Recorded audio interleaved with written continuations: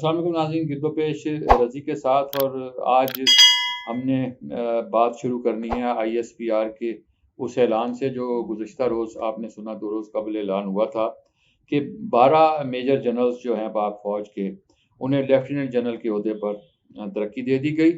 और ये इस से पहले जो एक गुफ्तगू चल रही थी, वो चल रही थी जो हमारे पाक फ़ौज के सरबराह हैं जनरल कमर जावेद बाजवा। जनरल कमर जावेद बाजवा साहब की रिटायरमेंट के हवाले से जो मुख्तलिफ अफवाहें गर्दिश कर रही हैं, खबरें गर्दिश कर रही हैं, क्या सराहियाँ हो रही हैं, वो जारी थी कि इस दौरान ये ऐलान आ गया। और बाज़ हल्के इसे इस सारे सिनेरियो के साथ जोड़कर देख रहे हैं कि एक तरफ बाजवा साहब के जाने की बातें हो रही हैं और उनकी जानिब से एक बयान को डिस्कस किया गया जो उन्होंने अमेरिका में दिया था कि मैं अपनी एक्सटेंशन नहीं लूँगा और मैं अपने वक्त पर रिटायर हो जाऊँगा। लोग उस बयान की नौइयत को नहीं देख रहे। वो अपने वक्त पर रिटायर होंगे, बिल्कुल अपने वक्त पर रिटायर होंगे। लोगों को ये मालूम नहीं कि उनके वक्त पर रिटायरमेंट का वक्त क्या है। इसलिए लोग उस बयान को किसी और नज़र से देख रहे हैं। आपको याद होगा कि पार्लियामेंट ने उनकी जो मुद्दत मुलाजमत है उसको 64 साल करने की मंजूरी दी थी कि जनरल साहब जो हैं वो 64 साल की उम्र में रिटायर होंगे। और वो लोगों को नहीं मालूम कि 64 साल की उम्र में उन्हें जब रिटायर होना है तो उसमें अभी 1 साल बाकी है। अगर वो कह रहे हैं कि मैं अपने वक्त पर रिटायर होऊंगा, तो उससे मुराद ये है कि वो 1 साल बाद रिटायर होंगे।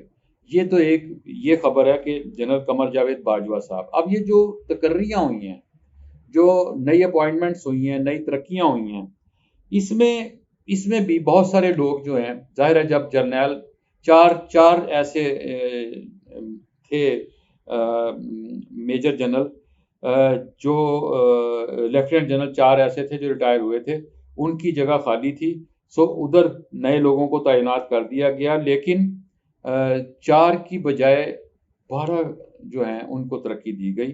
तो 8 नए जो हैं वो शामिल कर लिए गए जहां अभी ज़रूरत नहीं थी।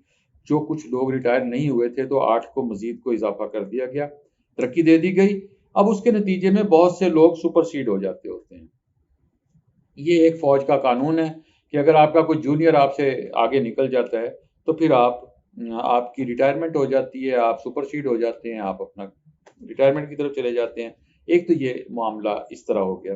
दूसरी बात आप ये देखें कि फैज़ हमीद साहब जो हैं, फैज़ हमीद साहब इस वक्त कोर कमांडर की हैसियत से फ़राइज़ अंजाम दे रहे हैं बहावलपुर में। उनका तरक्की के बाद उन्होंने जो मुख्तलिफ कोरों में जाना था, उनका वो वाला तजर्बा मुकम्मल हो गया है। वो एक लाजमी बात होती है कि वो मुख्तलिफ कोर्स जो हैं उनकी क़ियादत करते हैं। उनकी ये शर्त भी पूरी हो गई है। अब इसके बाद उन्हें किसी और जगह भी तैनात किया जा सकता है, जैसे हमीद गुल साहब को किया गया था। ऐसे मौके पर भी जब आप किसी कोर की क़ियादत कर रहे हों और आपको किसी और जगह पर भेज दिया जाए, कोई और ओहदा दे दिया जाए, तो वहाँ फिर आप जो है अमूमन जर्नैल जो हैं वो रिटायरमेंट ले लेते होते हैं। फैज़ हमीद साहब जो हैं, एक तो ये तरीका है, फैज़ हमीद साहब इसमें जा सकते हैं। लेकिन 29 नवंबर को असल में अंदाज़ा होगा कि फैज़ साहब जो हैं उनका मुस्तकबिल क्या है, क्योंकि उस रोज़ जो मौजूदा तरक्कियाँ हुई हैं, इनमें से अगर किसी को कोई फैज़ हमीद साहब से आगे चला गया, फिर फैज़ हमीद साहब अगर सुपरसीड हो गए, तो 29 नवंबर को अमली तौर पर फिर उनका जनरल बनने का, पाक फौज की कमान संभालने का, क्योंकि कोर कमांडर के बाद अगला मरहला फिर होता है, उसी में से किसी को पाक फौज की कमान दी जाती है। तो फैज़ हमीद साहब का ये चांस जो है वो भी 29 नवंबर को ख़त्म हो जाएगा।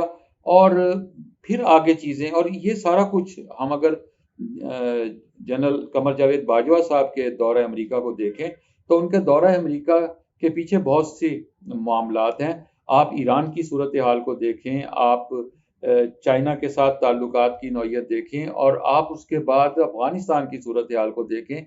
वहाँ तालिबान के ख़िलाफ़ अगर हमें अब ऑपरेशन करने की ज़रूरत पेश आएगी पाकिस्तान में, और सवात में जिस तरह लोग तालिबानाइजेशन के ख़िलाफ़ निकले हैं, अगर उस ऑपरेशन की ज़रूरत पेश आएगी तो उसके लिए जनरल कमर जावेद बाजवा का पाक फ़ौज की कमान संभाले रखना बहुत ज़रूरी है। और बाजवा साहब इस वक्त अमेरिका की इस खित्ते में ज़रूरत हमें समझे जा रहे हैं, और इसीलिए जो लोग उनकी रिटायरमेंट की बातें कर रहे हैं वो कबल अज़ वक्त दिखाई दे रही हैं। नाज़रीन इकराम, गिरदो पेश रज़ी के साथ इस चैनल को सब्सक्राइब करें, बेल आइकन को क्लिक करें। दोबारा मिलेंगे नई वीडियो के साथ। खुदा हाफिज़।